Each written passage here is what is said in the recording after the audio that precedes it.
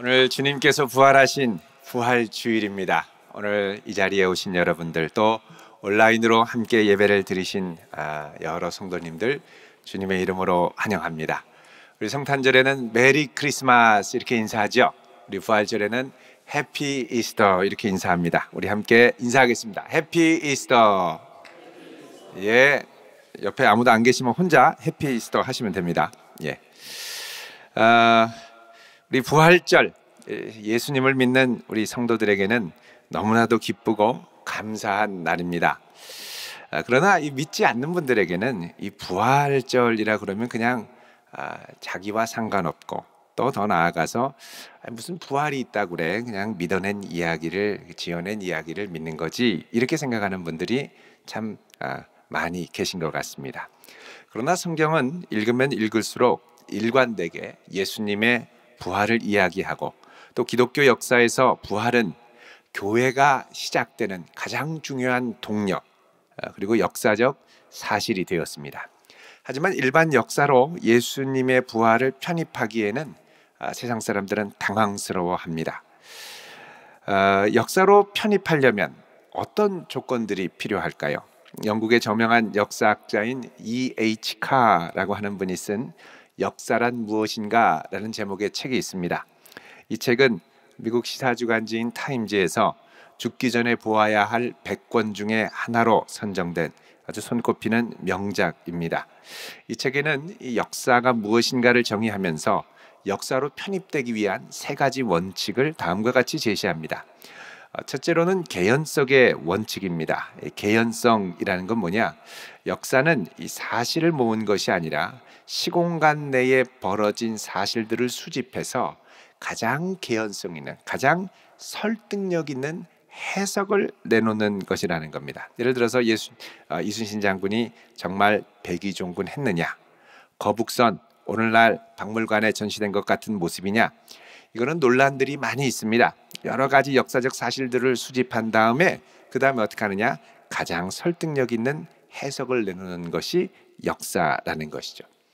그래서 이 역사는 있는 팩트를 말하는 게 아니라 해석을 말하는 것입니다. 지금 우리 중고등학생들 역사 교과서 문제로 말이 많습니다만, 사실 그 부분도 어떤 해석을 자녀들에게 가르치느냐 하는 아주 중요한 부분이죠. 두 번째로 유비의 원칙입니다. 유비라는 건 뭐냐? 비슷한 것들을 서로 맞대어 놓고 비교해 보는 겁니다. 다른 말로 하면 역사에서 다루는 주제들, 역사에서 다루는 사건들은 이전에 일어났던 유사한 사건들과 비교하며 해석할 수 있는 것입니다. 예를 들어서 얼마 전에 이 역사책 중에 용과 독수리의 나라라는 제목의 책이 나왔습니다. 이 책은 용은 중국이고요, 독수리는 미국. 그 이전에 있었던 중국의 진나라, 한나라 때, 그리고 예전에 이제 서양 문명의 원류가 된다고 할 수 있는 로마 제국을 비교한 것입니다. 그러니까 이 두 제국, 오늘날의 이 두 나라, 제국과 같은 두 나라를 예전의 제국과 비교한 것은 유사한 케이스가 있기 때문에 서로 비교한 것이죠. 그런데 이 부활은 참 이 역사의 재료로 삼기가 어렵습니다. 왜냐하면 인터넷 위키백과에 검색을 하면, 예수님에 대해서 검색을 하면 예수님은 사망연도가 주후 30년에서 33년 사이에 돌아가신 걸로 나옵니다. 돌아가시는데 사실은 부활하셨죠. 부활이 이제 부활을 얘기하기가 역사적으로 참 어려운 거예요. 왜? 부활을 역사적으로 경험한 분이 예수님 외에는 없기 때문에 이 유비의 원칙에 따르면 이 예수님의 부활을 이게 편입시키기가 참 어려운 부분이 있습니다. 물론 사이비 이단 교주들, 내가 재림 예수다라고 하는 사람들은 많습니다. 어떻게 얘기를 하느냐? 예수의 영이 나에게 임해서 난 영부활했다, 이렇게 얘기를 하죠. 서양에서는 제우스가 부활해서 나한테 임했다라고 하는 사람들이 꽤 많았습니다. 또 헤르메스 여신이 와서 나에게 임했다, 나는 헤르메스다, 이렇게 주장하는 분들도 꽤 많습니다. 만약 거기에다가 헤르메스 백, 헤르메스 시계, 헤르메스 향수까지 막 뿌리고 다니면 정말 헤르메스 같을 수 있겠죠. 이게 다 영부활에 대해서 얘기하는 겁니다. 육체적 부활을 말하는 게 아닙니다. 그래서 예수님의 육체적 부활은 역사적으로 다루기가 참 어려운 이 영역에 있다라는 것입니다. 세 번째로는 역사에 편입되려면 상호 연관성의 원칙이 있습니다. 자, 역사적 사건은 그 어느 것도 단독으로 일어나지 않고 한 사건은 다른 사건에 크고 작은 영향을 주게 돼 있습니다. 그래서 역사가 일어날 때, 예를 들면 교회가 태동하면 그 본류에 이 영향을 줬던 가장 큰 사건, 이벤트는 뭐냐? 사실 부활이죠. 부활이 아니고는 교회의 존재를 설명할 수가 없습니다. 그러니까 역사의 힘에 영향을 주고받는 이것들을 따라가서 추적을 하다 보면 결국은 이 모든 것들을 일으킨 근원적인 사건, 동력이 무엇이냐? 이거를 파악하는 것이죠. 이 상호연관의 원칙에 따르면 교회의 동력을 부활 아니고는 설명할 수 있는 방법이 없습니다. 이렇게 볼 때 과연 예수님의 육체적인 부활은 역사적 사실일까요? 아닐까요? 자, 이 부분들, 물론 우리는 예수님의 역사적 사실을 분명히 믿고 확신합니다만 그렇지 않은 주변에 믿음이 연약한 이들이 많이 있다는 것이죠. 자, 이것을 위해서는 우리가 예수님의 부활이 많은 사람들이 이거 거짓말로 꾸며낸 거야 라고 이야기를 하는데 이게 역사적으로 꽤 오랜 역사를 갖고 있습니다. 과연 이것이 그러한 것인가를 한번 검토해 볼 필요가 있습니다. 얼마 전에 우리 건양대학교 심리학과에서 가르치시는 우리 송원영 집사님이 극동방송에서 아주 재미있는 프로를 하셨습니다. 대담 주제가 거짓말 구별법입니다. 거짓말 구별법. 거짓말 왜 하느냐? 그것은 진실을 감추기 위한 동기로 한다는 것입니다. 순간을 모면하기 위해서 거짓말을 쉽게 생각하고 하는 것이죠. 근데 거짓말은 연구하면 연구할수록 정말 쉽지 않은 작업이 거짓말이라는 것입니다. 왜냐하면 거짓말을 하는 순간부터 내가 하는 말이 일관성이 있어야 되기 때문에 정말 뛰어난 기억력이 필요하다는 것이죠. 내가 기억력이 약한데 나보다 기억력이 뛰어난 사람 앞에서 거짓말을 하다 보면 얼마 지나지 않아서 곧바로 들통나게 돼 있습니다. 그래서 거짓말을 크게 할수록 그 다음부터는 이게 눈이 돌아가고 머리를 굴리고 말이 느려지고 하면서 막 뜸을 들이죠. 왜 그렇습니까? 이게 설명이 일관성이 있게 만들려 보니까 이 안에서 생각하면서 꿰어 맞추면서 어떻게든 들통나지 않으려고 만들기 때문에 그렇습니다. 그래서 거짓말은 디테일에 약합니다. 크고 굵직한 걸 딱 얘기를 하면 만약에 언제 어디서 구체적으로 날씨는 어땠는데 무슨 색 옷을 입고 갔어? 뭐 이런 거 구체적으로 물어보면 그 다음부터 이제 버벅거리기 시작하는 거예요. 그래서 뭔가 조금 의심쩍으면 자세히 물어보면 버벅거리게 돼 있습니다. 이 범죄 심리학에서 제시하는 진실을 구별하는 원칙이 있습니다. 그러면 진실을 말하는 사람은 어떤 특징이 있느냐? 첫 번째로 전반적인 일관성이 있습니다. 그러니까는 사건의 개요를 쫙 육하 원칙에 따라 쫙 얘기하는 게 아니라 막 산만하게 이런 얘기 저런 얘기 하는데 일관성이 있다는 거죠. 두 번째로 시간 순서로 조리 있게 이야기하지 않고 여기저기 산발적으로 이야기를 전개합니다. 여기에 이제 불필요한 얘기가 덧붙고 꼭 굳이 그렇게까지 말할 필요가 없는 아주 다소 엉뚱하게 느껴지는 세부 묘사가 들어가기도 하죠. 자, 이런 원칙들을 우리가 생각하고 오늘 우리가 읽은 본문 그리고 신약 성경에서 이야기하는 부활에 관한 이야기들을 살펴보면 아주 재미있는 점들이 드러납니다.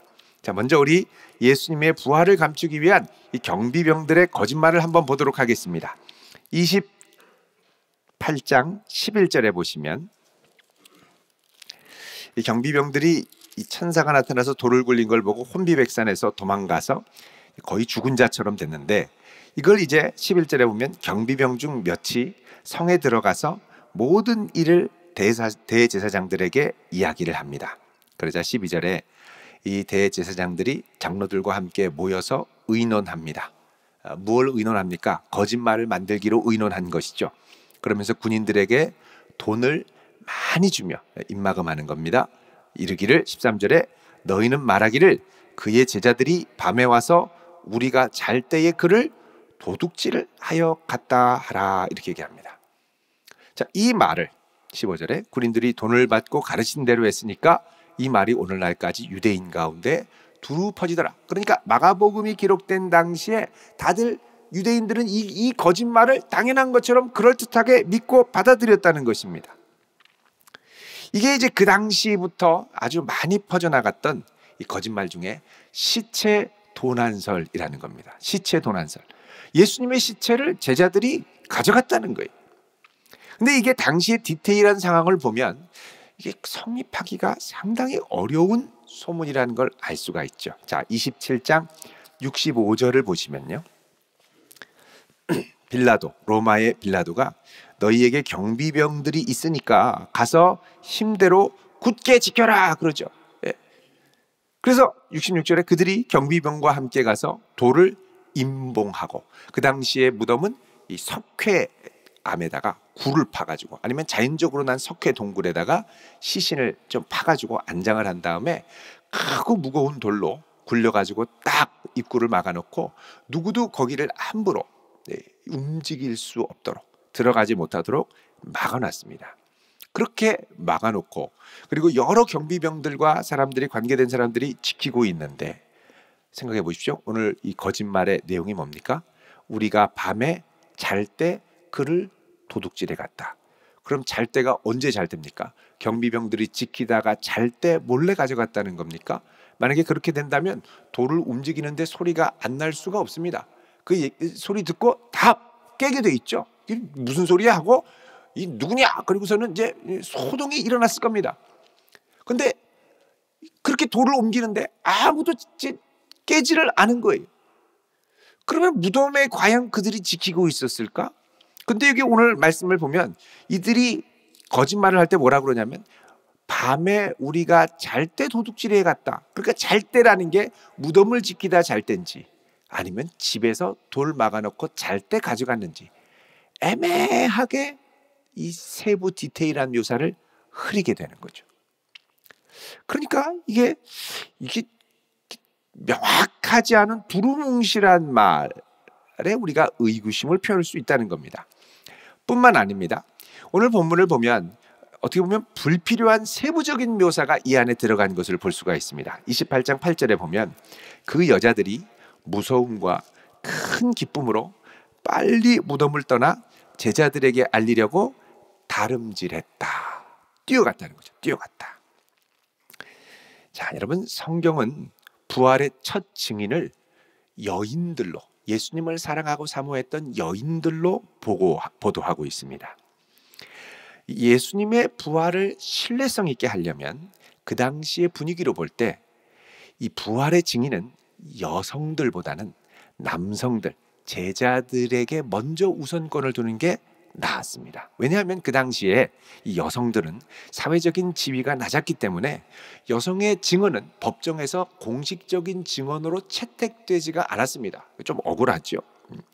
그래서 그 당시에는 아무리 이 여성 증인들이 많이 나타나서 예수님 부활한 거 봤다고 아무리 얘기를 해도 이게 정당한 증언으로 받아들여지거나 채택되지 않았던 거죠. 도리어 여성들이 자꾸 증언하고 목격자라고 얘기를 할수록 이 증언의 신뢰성만 떨어뜨리는 결과를 갖게 됩니다. 게다가 여성들이 부활의 소식을 듣고 예수님 무덤 빈 걸 보면 당황해서 서둘러서 물론 갔겠지만 그거 보면 다름질했다고 그러죠.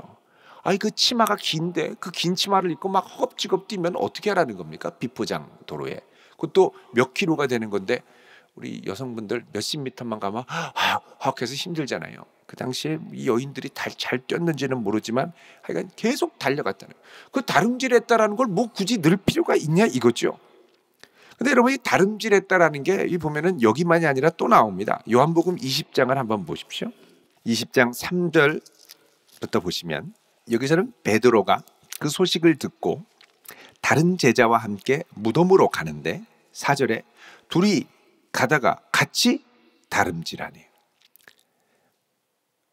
달리기 하면 그냥 같이 뛰었더라 이러면 되지. 또 여기에 누가 더 빨리 달렸냐, 유치하게 그걸 또 적네요. 베드로랑 요한이랑 달리기를 했거든요. 3절에 다른 제자는 요한입니다. 근데 그 다른 제자 요한이 베드로보다 먼저 빨리 달려가서 무덤에 이르렀다. 그러니까 베드로는 수영은 잘했을지 모르지만 달리기는 좀 젬병이었던 것 같아요. 그 요한한테 뒤처지고 요한이 먼저 확 뛰어가가지고 먼저 간 거죠. 근데 요한은 달리기는 빨랐으나, 보통 빠른 사람이 겁이 많습니다. 달리기는 빨랐으나 딱 보니까 무덤을 이렇게 안에 가서 보니까 정말 열려 있는데 세마포가 탁 이게 개켜 있고 정말 없네 이렇게 하는데 안으로 쑥 들어가서 보기는 겁이 많았다는 거죠. 밖에서 멈칫멈칫하고 있는데 베드로가 오니까 들어간 겁니다. 베드로는 조금 느려도 좀 무대뽀 기질이 있기 때문에 뭐요? 그리고 그냥 들어가는 거죠. 그게 들어간 거예요. 이런 모습을 여기에 자세하게 설명을 해놨습니다. 여러분 그냥 가가지고 무덤이 비어있고 세마포가 개켜 있는 걸 봤더라 이러면 되는데 뭘 또 유치하게 달리기를 했는데 누가 좀 더 빨랐대 이런 것까지 왜 넣냐는 거죠. 그러니까 이게 산발적인 디테일, 굳이 필요 없는 디테일들이 여기에 들어갔다라는 겁니다. 자, 이걸 보면 이 자체가 성경이 말하는 예수님의 부활이 상당히 신뢰성이 있는 증언이라는 것이 점점 다가오게 됩니다. 자, 어떤 분들은 좋다. 예수님 이 부활하시고 제자들이 가가지고 무덤이 비었다는 걸 봤다. 그 얘기를 듣고 가서 보는 게 사실이라고 치자. 그게 무덤이 비었다는 거지. 그게 예수님이 부활해서 실제로 뭐 그거랑은 별개지 않느냐. 제자들은 예수님 죽음을 받아들이기 싫어서 시신이 없어지니까 점진적으로 고민을 하다가 야 이거 예수님이 부활하신 거야. 그럴 듯한 얘기를 막 만들어가지고 발전시켜서 거짓 소문을 퍼뜨렸다. 이거를 이제 제자들의 인지 부조화다 이렇게 얘기를 합니다. 인지 부조화. 그런데 이렇게 해서 거짓말을 만들어내려면 좀 시간이 많이 필요하거든요. 근데 성경에 보면 제자들이 이 예수님의 부활을 경험하고 얼마 되지 않아서 확신을 갖고 목숨 건 증인으로 나서게 되죠. 뿐만 아니라 부활을 직접 봤다고 하는 사람들이 이 제자들만 말하는 게 아니라 이 사도 바울의 증언에 따르면 부활의 증언 중에 가장 초기의 증언이 고린도전서 15장 3절 이하의 증언으로 말합니다. 그 증언에 따르면 이 제자들만이 아니라 여러 사람한테 나타났다고 이야기를 하는 겁니다. 자, 우리 고린도전서 15장도 보겠습니다. 고린도전서 15장 3절 이하에 보시면요. 뭐라고 하냐면 내가 받은 것을 먼저 너희에게 전하였으니 이는 성경대로 그리스도께서 우리 죄를 위하여 죽으시고 장사 지낸 바 되었다가 사흘 만에 살아나셔서 먼저는 5절에 게바 베드로에게 보이시고 후에 12제자에게 보이시고 그 다음에 몇 명에게요? 500여 형제에게 일시에 보였는데 그 중에 지금까지 사도 바울이 사역하던 주후 40년에서 50년 그 사이 그때까지 대다수는 살아있고 어떤 사람 일부는 잠들었고 이 말을 하는 이유가 뭡니까? 너희들 궁금하면 요 500여 명의 증인들이 많이 있으니까 가서 물어보라는 거예요. 가서 확인해 보라는 거죠. 그 직접 가서 보라는 거예요. 직접 가서 수백 명의 증인들이 있으니까 보라는 겁니다. 그런데 여기까지 말한 다음에 7절에 뭐라고 그러냐면 그 후에 야고보에게 보이셨습니다. 이 야고보 제자거든요. 앞에 한 번 얘기하면 됐지 5절에 왜 또 얘기합니까? 이게 역사적 순서라는 거예요. 야고보에게 보였고 그 다음에 그 후에는 또 모든 사도에게 또 보이셨고 굳이 7절은 말하지 않아도 되는 걸 또 말한다는 거죠.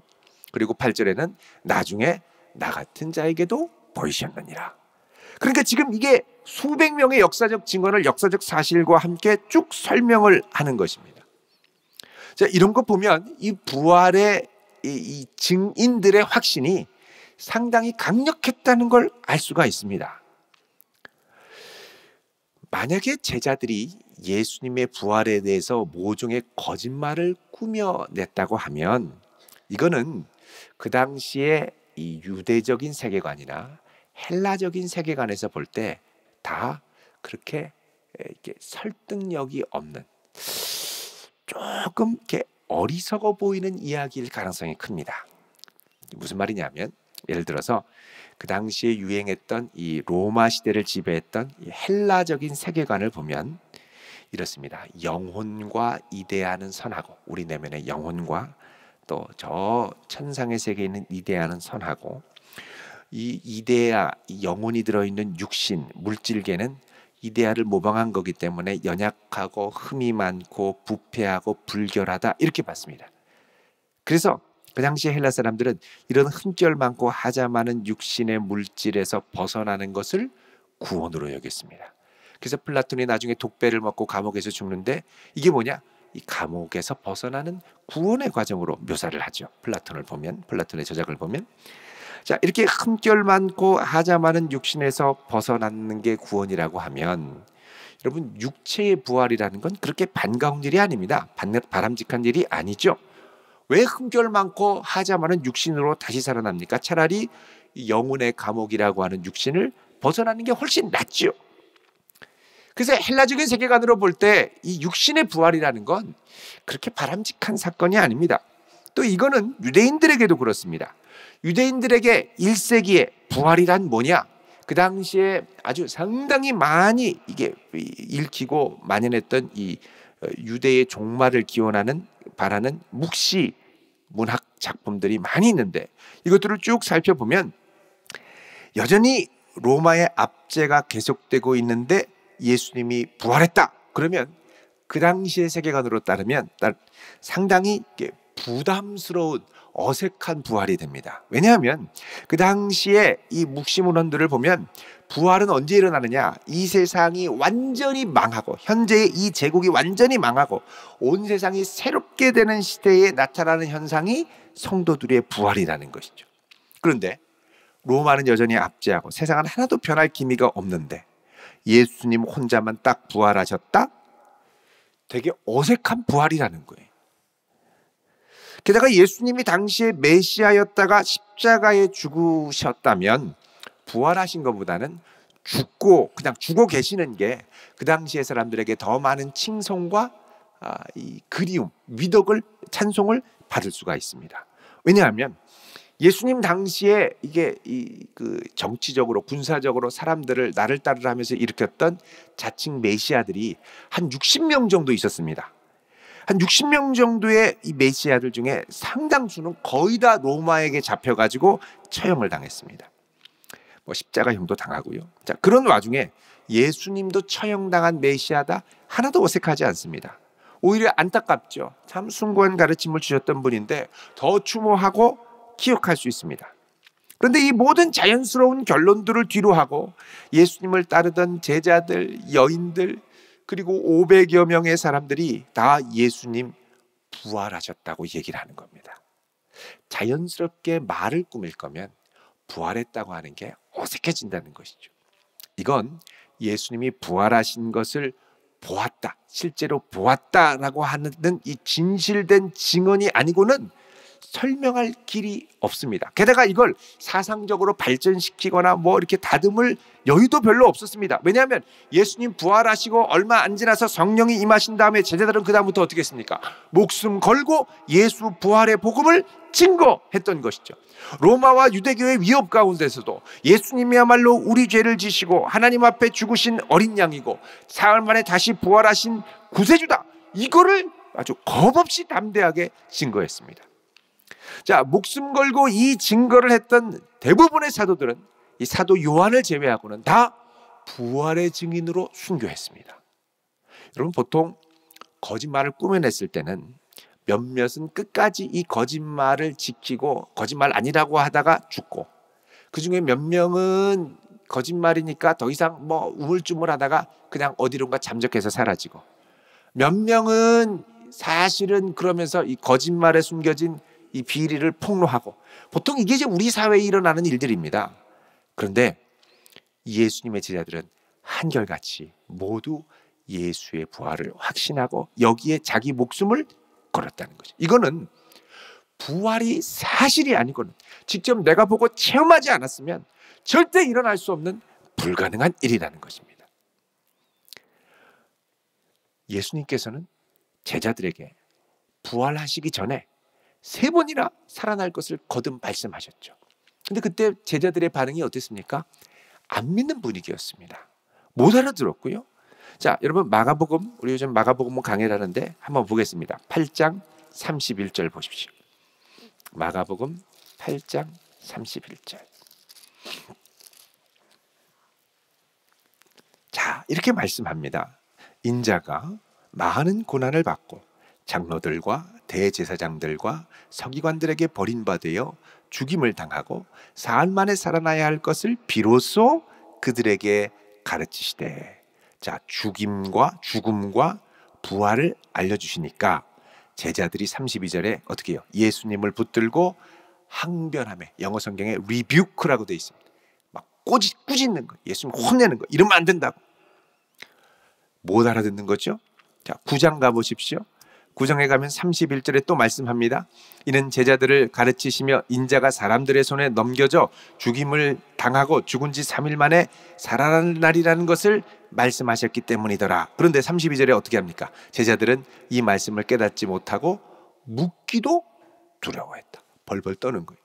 10장 가서도 33절 이하에 보면, 보라, 우리가 예루살렘에 가노니 인자가 대제사장들과 서기관들에게 넘겨져 그들이 죽이기로 결의하고 이방인들에게 넘겨주고 그들은 능욕하며 침뱉고 채찍질하고 죽일 것이나 그는 3일 만에 살아날 거다. 그렇죠. 근데 제자들은 이 말씀하시고 나서 어떻게 합니까? 누가 크냐? 누가 가서 첫째 되느냐? 이렇게 길에서 싸우고 있습니다. 그러니까 예수님의 부활은, 예수님의 실제로 부활한 것을 제자들이 보기 전까지는 이게 전혀 받아들이지 못할 아주 생뚱맞은 부분이었다는 것이죠. 근데 예수님이 부활하시자 제자들은 그분의 부활을 보고 그분의 말씀이 진리임을 깨닫고 받아들였습니다. 그런데 예수님의 부활에 대한 말씀만을 받아들인 게 아니라 그분이 이 땅에 오셔서 하셨던 모든 역사와 말씀 전체를 받아들이기 시작했습니다. 왜? 그분의 부활이 진실이었기 때문에. 그가 이루실 부활의 생명, 대속의 은혜, 구원의 역사, 그분이 길이요 진리요 생명된 것도 진리고 우리에게 주신 천국의 소망도 진리고 성령의 약속과 새하늘과 새 땅의 소망도 진리고 그리고 그분의 피값으로 사신 교회도 너무나도 소중한 것이고, 그래서 주님이 부활하시고 성령이 임재하셔서 이 땅 가운데 세우신 교회가 그들의 목숨 건 증언으로 세워지게 되었고, 그 이후로 수많은 역사의 부침과 어려움 가운데 지금까지도 계속되고, 그것이 이제 여기 대전 도안 지역에도 주님의 몸된 교회가 이렇게 세워지게 되었습니다. 어떻게 보면 우리는 이 예수님의 부활 이후에 2000년간 계속 증거되었던 부활의 능력, 부활의 증언, 부활의 복음, 생명을 살아나게 하고 우리에게 참된 빛을 보여주는 진리의 증언을 붙들고 여기까지 온 것입니다. 그런데요, 예수님은 부활하셨을 뿐만 아니라 마태복음 28장 20절에 아주 중요한 약속을 하셨습니다. 뭐라 그러냐면, 볼지어다 내가 세상 끝날까지 너희와 항상 함께 있으리라. 예수님의 부활을 우리가 믿는다면 이 사실도 진리로, 이 약속도 사실로, 실질적으로 경험되는 진리로 우리에게 다가오는 줄 믿으시기 바랍니다. 그래서 이 부활의 소망을 베드로 사도는 이렇게 이야기를 합니다. 우리 끝으로 베드로전서 1장 3절 이하를 보겠습니다. 베드로전서. 우리 주 예수 그리스도의 아버지 하나님을 찬송하리로다. 그의 많으신 긍휼대로 예수 그리스도를 죽은 자 가운데서 부활하게 하심으로 말미암아 우리를 어떻게 해요? 거듭나게 하셔서 산 소망이 있게 하시고. 자, 예수의 부활을 붙든 자들은 산 소망을 갖고 있는 자들입니다. 산 소망이라는 건 뭐냐? 그 예수가 죽고 끝나고 그분의 교훈과 가르침이 유익하고 뭐 이 정도가 아니라 그분이 지금도 여기에 살아서 나의 삶 가운데 역사하시고 장차 나의 끝까지 붙들고 책임져 주실 산 소망을 붙들게 되었다는 것입니다. 4절에 썩지 않고 더럽지 않고 쇠하지 않는 영원한 유업을 이 부활하신 그리스도를 통하여 있게 하시고, 5절에 우리는 말세에 나타나기로 예비하신 구원을 얻기 위하여 믿음으로 말미암아 하나님의 능력으로 보호하심을 받고 있죠. 6절에 너희가 이제 여러 가지 시험으로 말미암아 잠깐 근심하게 되지 않을 수 없었으나 여전히 이 땅을 살아갈 때 우리에게 환난과 어려움과 시험과 근심과 염려와 고통과 번민이 있지만 우리가 기뻐할 수 있는 것은 뭐냐? 바로 이 산 소망 예수 그리스도 때문에. 7절에 너희 믿음의 확실함은 불로 연단하여도 없어질 금보다 더 귀하여 예수 그리스도께서 나타나실 때에 칭찬과 영광과 존귀를 얻게 할 것이니라. 예수님은 죽으신 것만이 아니라 부활하셨고, 부활하신 것만이 아니라 우리와 함께 하시고, 우리와 함께 하실 뿐만 아니라 장차 우리에게 다시 나타나신다는 것이죠. 8절에 예수를 너희가 보지 못하였으나 이 부활하신 그리스도와 함께 동행함으로 사랑하는도다. 이제도 보지 못하나 믿고 말할 수 없는 영광스러운 즐거움으로 기뻐하나니 믿음의 결국 곧 영혼의 구원을 받음이라. 여러분, 우리에게 이 부활의 복음이 가슴 솟아오르기를 축원드립니다. 딱딱한 화석화된 진리를 붙들고 사는 사람이 아니요, 우리는 부활의 산 소망, 지금 여기에 우리와 함께 하신 예수 그리스도를 붙들고 사는 사람인 줄 믿으시기 바랍니다. 이 부활의 능력을 붙들고 주여 세상 끝날까지 함께 하시고 나를 보호하시고 지키시고 나를 이 땅에 살아있게 하시는 동안 반드시 나를 통하여 하나님의 영광을 드러내는 자가 되게 하여 주옵소서. 믿음으로 의탁할 때 우리를 그렇게 인도하실 줄로 믿습니다. 기도하겠습니다. 거룩하신 주님, 주님은 부활하셔서 우리와 함께 하시고 살아 역사하시는 능력의 주님임을 믿고 나아갑니다. 주여 함께 하사 세상 끝날까지 붙들어 주시고 가는 곳곳에서 주의 영광을 드러내는데 부족함 없는 자로 세워 주옵소서. 예수 그리스도의 이름으로 기도드리옵나이다. 아멘.